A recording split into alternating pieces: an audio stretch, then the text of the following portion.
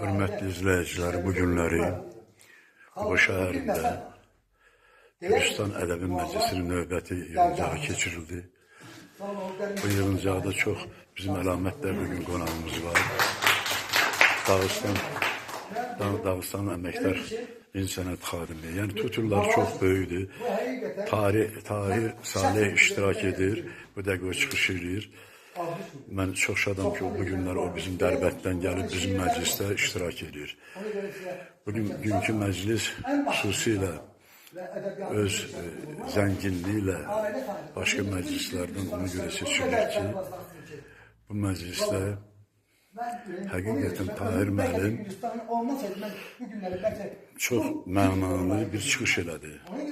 Təbii ki, başqa vaxt mən onun Tahir müəllim titullarında sizə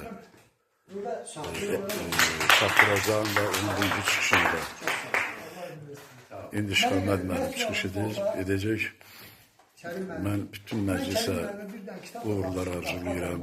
Şıxəməd müəllim artıq 30 ildən çoxdur ki, bu məclisin rəhbərliyi Gürcistan Ədəbi Məclisinə Abbasqulu Ağaoğlu tərəfindən nübrəsi qoyulmuş Gürcistan Məclisi bu gün də fəaliyyət göstərir.